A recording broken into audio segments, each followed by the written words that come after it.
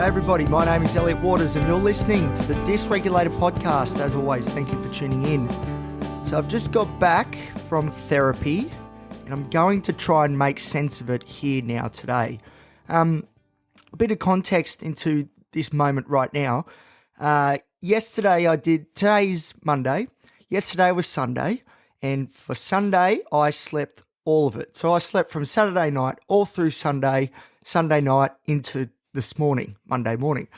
And I've just been off all day. I've been anxious, so spaced out.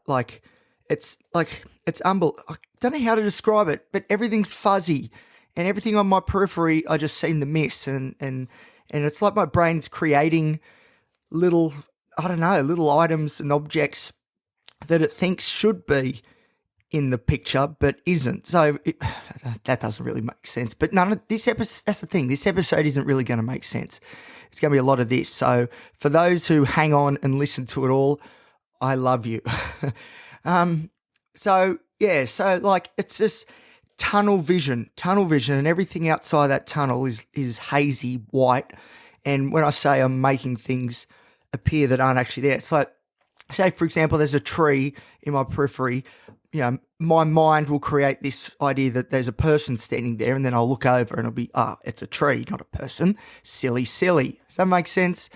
It's not as wacky as it sounds, but I do feel wacky. That's the thing. I am so off today. So off. The anxiety I've got is horrendous, and I've had it all day. And even as I sit here now, I am freaking out. My legs are twitching, my hands are twitching.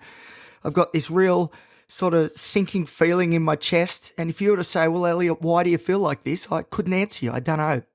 Maybe because I forced myself not to just stay asleep today, like maybe my body was wanting to. I forced myself awake. And in doing that, I forced myself to have some extra stimulants as well, just to make sure of it. Because, I look at two bad options. Which one's the healthier one? Well, staying awake and actually engaging in life, I decided was the healthier one. But unfortunately, it takes a bit of effort for me to be able to do that, which is a huge problem. So, and I had therapy today, and I walked in and I sat down and I said, this is a different Elliot than usual. This is the real spaced out sort of negative, scared, I suppose, Elliot. So, and that's exactly what today's session was mostly about, my anxiety and how I'm defining myself through hard work and the reasons why and what's driving that and how to change it, because this whole workaholic idea I've got is not sustainable, it's not healthy, and it's illogical as well.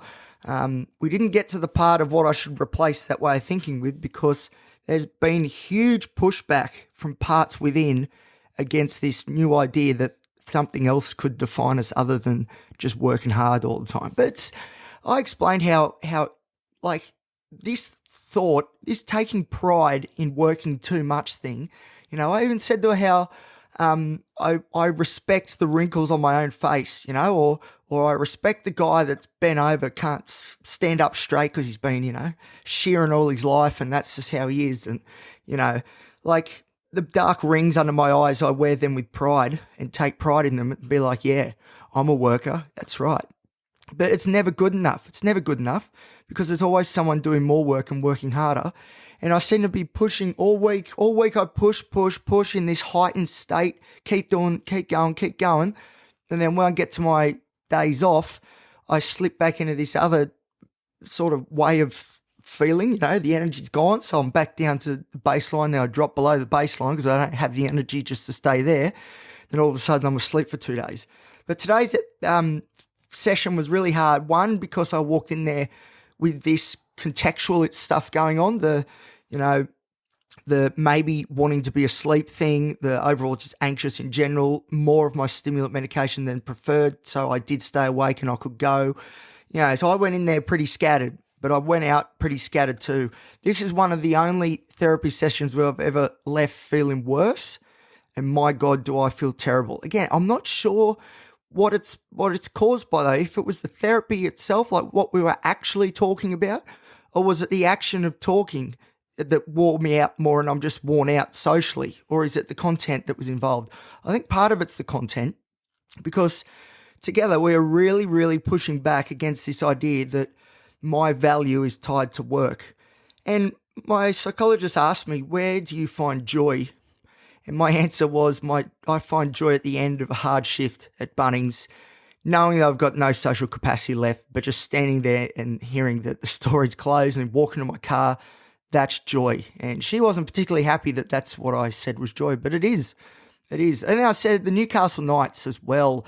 But even me cheering on the Knights is work, you know. I take pride in the fact that I get a hoarse voice because I've been yelling so loud and pushing the team on. It's the same sort of thinking, you know, all these extremes, this extreme thinking. And it's not sustainable. And it's taking years off my life, let's be honest.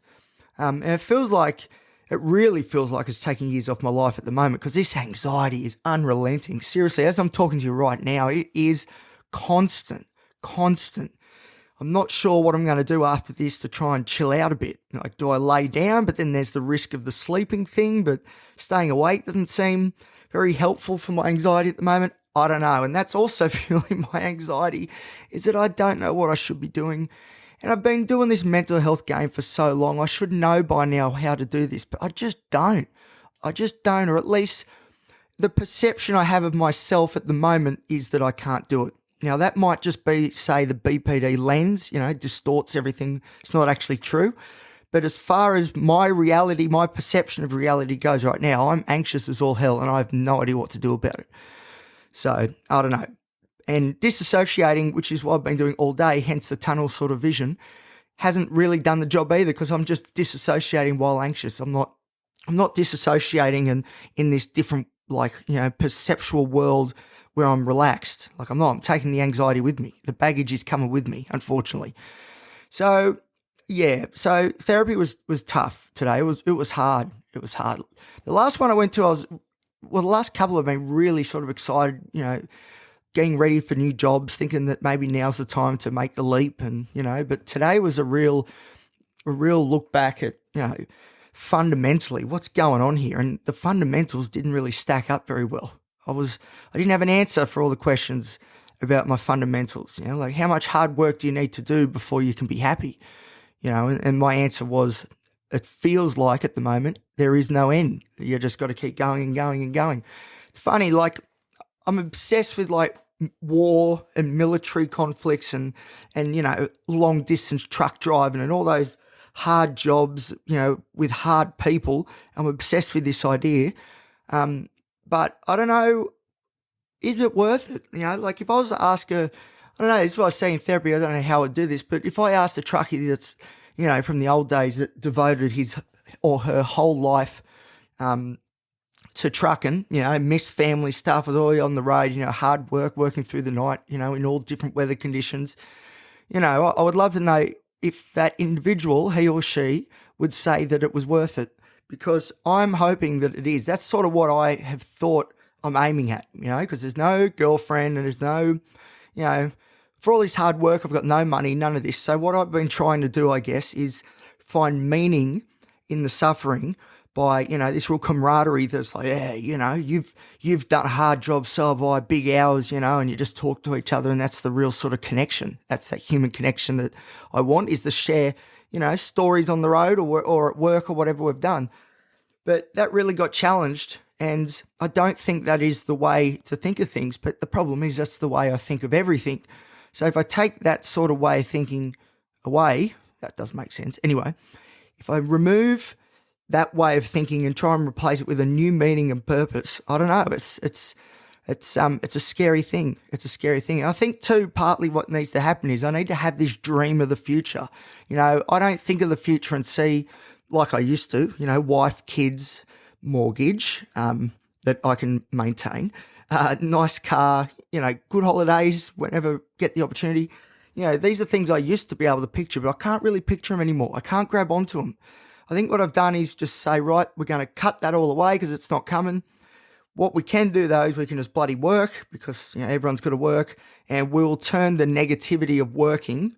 Obviously, you know, you get paid for it, but, like, you know, people don't want to work to live, you know.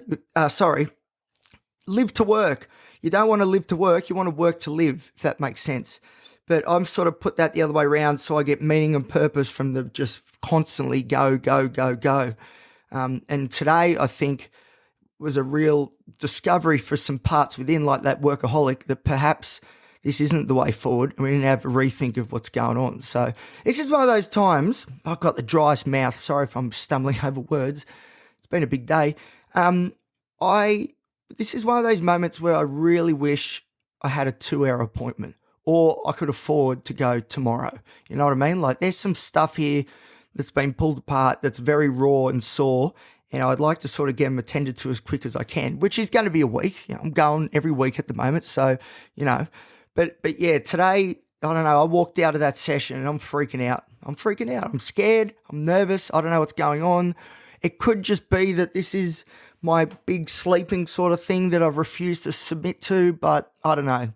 Today was hard and it's not over yet. But anyway, I also know, though, that if it's eliciting this sort of reaction, that means we're hitting the right spot. So there is that underlying acceptance that this pain, I suppose, and this feeling that I'm feeling, which is happening right as we speak, this panic and this feeling of being petrified of everything in life, I know fundamentally that's a process that needs to happen in order to let it go. So although I'm sitting there and I'm freaking out and all this stuff, the fact that I know that there's a purpose to this feeling, and it's actually part of the growth, you know, and like the phoenix, this is part of burning things away and then, you know, reborn. That process was never going to be easy, and the fact that things are not easy right now means that, and from what I was saying in therapy, that I'm hitting the right spots. So this is a good thing. This is good. Don't be too worried, because I know that this is good. But man, you know, it's hard work. This mental illness stuff, it's hard, you know. Like, people would look at me today probably and wouldn't think anything of it, wouldn't think a thing. But let me tell you, there is massive turmoil going on in my head right now, and I need to come up with a plan to try and slow it all down a little bit. So that's what I need to do now. But anyway, that's it for today. That's as much of therapy I can remember. I was disassociating. It was, it was all a blur, really. As I see, my vision's blurry, everything's blurry. But I know we hit some pretty tough spots. And what I also know is my therapist, knows she hit those spots too. And we're going to look at them again next week, which, as difficult as it may be, you know, sort of potentially losing your whole meaning and purpose and having to start again, as difficult as potentially it may be, you know, this is all part of building a life worth living. So, you know, there's some more hard days ahead. Even if on the face of it, it doesn't appear so. Inside this brain is a constant battle, and today's been a big one. Today has really, really driven me back into a corner. But hey, I'm still in the fight, baby. Don't worry about that. All right, thank you everybody for listening. If you're enjoying the show, feel free to like, subscribe, give the show a great rating, and you can share it around with your mates. And you can follow me on Instagram at elliot.t.waters. Until next time, thanks guys. I'm going to meditate. Have a good one. See ya.